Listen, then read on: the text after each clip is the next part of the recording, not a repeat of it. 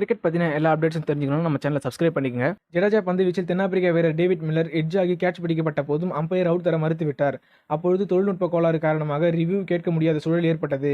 பந்தானது பேட்டிங்கில் குறைந்தபட்சம் பட்டதா என்பது சந்தேகமாக இருந்தது. ஆனால் அம்பையர் அமைதியாக இருந்தார். இதனால் மில்லரும் ஏதும் பேசாமல் கமுக்கமாக இருந்தார். இதன் மூலம் தன் விக்கெட்டை காப்பாற்றிக் கொண்டார் டேவிட் மில்லர். தென்னாப்பிரிக்கா அணிக்கு எதிரான 3வது T20 போட்டியில் இந்திய அணி பேட்டிங் செய்து 201 ரன்கள் குவித்திருந்தது. பின்னர் பந்துவீச்சில் களமிறங்கிய இந்திய அணி முன்னரே ஒரு சில ஓவர்களுக்கு ரிவ்யூ வேலை செய்யாது என அறிவித்திருந்தனர்.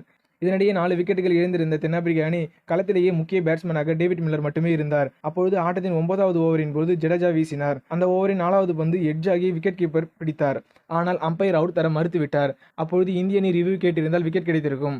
ஆனால் தொழில்நுட்ப கோளாறு காரணமாக ரிவ்யூ கேட்க முடியாத சூழல் ஏற்பட்டது. மில்லரும் ஒன்றும் தெரியாது போல் அமைதியாக இருந்து விட்டார். அதன் பிறகு மீண்டும் ரிவ்யூ வேலை செய்கிறது என்று அம்பையர் அறிவித்தார். இந்தியா அந்த ஒரு விக்கெட் விஷயத்தில் ஏமாந்திருந்தாலும் அந்த போட்டியில் 106 ரன் வித்தியாசத்தில் வெற்றி பெற்றது. ஒருவேளை இந்திய அணி தோற்றிருந்தால் இந்த சம்பவம் பெரிய விஷயமாகியிருக்கும். காரணம், அப்பொழுது மில்லர் வெறும் 18 ரன்கள் மட்டுமே எடுத்திருந்தார். அதன் பிறகு 35 ரன்கள் எடுத்து மில்லர் அவுட் ஆகிவிட்டார்.